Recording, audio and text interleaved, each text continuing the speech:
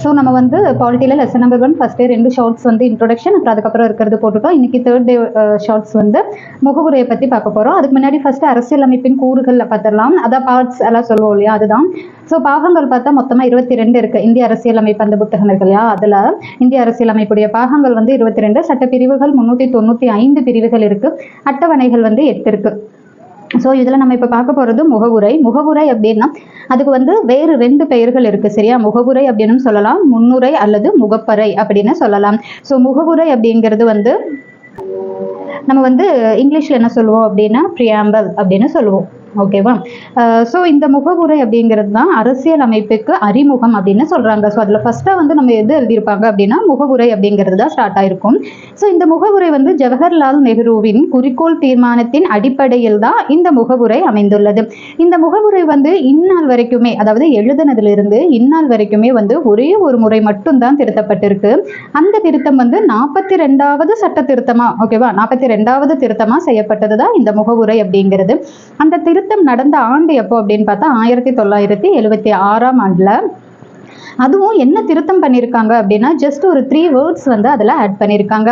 அது என்ன வேர்டு அப்படின்னா சமதர்மம், சமயச்சார்பின்மை, ஒருமைப்பாடு அப்படின்ற இந்த 3 வார்த்தைகள் வந்து முகவுரையில் ஆட் பண்ணியிருக்காங்க, ஓகேவா? இந்த திருத்தம் தான் வந்து முகவுரையில் நடந்த ஒரே ஒரு திருத்தம். அதுக்கப்புறமா இந்த முகவுரை வந்து ஆரம்பிக்கிற வார்த்தை எதுல இருந்தா எப்படி ஆரம்பிக்குது அப்படின்னா இந்திய மக்களாகிய நாம் அப்படின்ற இந்த வார்த்தையில தான் இந்த முகவுரை வந்து ஸ்டார்ட் ஆகுது. இதுல இருந்து நம்ம என்ன தெரிஞ்சுக்கலாம் அப்படின்னா இந்திய மக்களே இந்திய அரசியலமைப்பின் ஆதாரம், ஓகேவா? இந்த இந்திய அரசியல் அமைப்புடைய ஆதாரம் வந்து இந்திய மக்கள் தான் அப்படிங்கறத நம்ம தெரிஞ்சுக்கலாம். அதுக்கப்புறம் இந்த முகவுரையிலிருந்து கேட்கப்பட்ட ஒரு PYQ, அது என்னன்னா இந்தியா ஒரு இறையாண்மை மிக்க சமதர்ம சமயச்சார்பற்ற ஜனநாயக குடியரசு அப்படிங்கிறது. ஸோ இது எப்படி கேட்டிருக்காங்க அப்படின்னா நீங்க இது கரெக்டா படிச்சுக்கோங்க. ஃபர்ஸ்ட் இறையாண்மை மிக்க, செகண்ட் சமதர்மம், தேர்டு சமயச்சார்பற்ற, ஃபோர்த்து ஜனநாயக, ஃபிஃப்த்து குடியரசு. ஸோ இந்த ஆர்டர்ல தான் வந்து நம்ம எழுதணும். ஸோ அவங்க கொஸ்டின்ல எப்படி கேட்டிருப்பாங்கன்னா மாத்தி கேட்டிருப்பாங்க.